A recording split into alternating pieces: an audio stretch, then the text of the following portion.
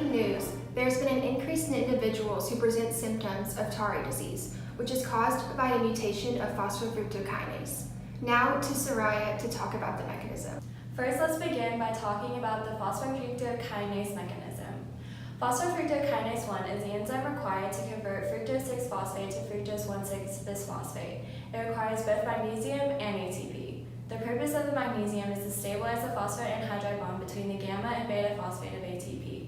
It ultimately adds a phosphate to the first carbon of fructose 6-phosphate. The mechanism of this enzymatic reaction starts off with a nucleophilic attack by the oxygen of the first carbon of fructose 6-phosphate.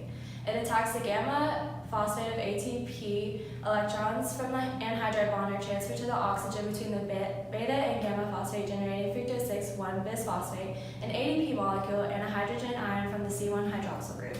This reaction is highly spontaneous and irreversible. It is the first committed step of glycolysis and is highly regulated. Its allosteric inhibitors are ATP and citrate.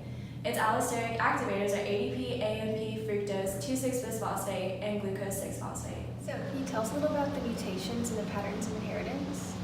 So the mutation is going to be the glycogen storage disease type 7, also known as Tarui disease.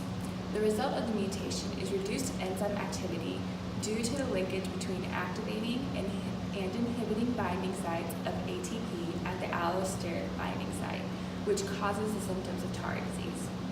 The inheritance is going to be autosomal recessive, so both parents are carrying the silent gene mutation. These metabolic muscle disorders interferes with processing of carbohydrates for energy. Consuming carbohydrates lowers blood fat levels and increases bilirubin in the blood.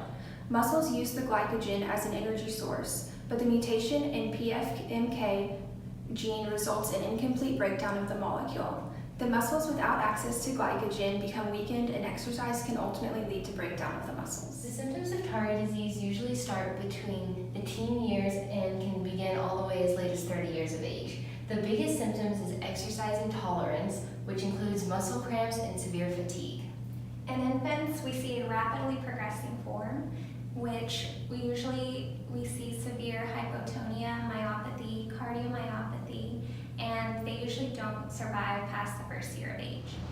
Unfortunately, there is no cure for Tarui disease, so treatment focuses only on supportive care for the affected individual. Current recommendations include adjustments to the diet. Patients should switch to a high-protein diet while limiting their consumption of high-carbohydrate meals that can worsen exercise intolerance.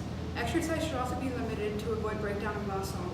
Patients should be careful not to overexert themselves and keep their physical activity to a minimum.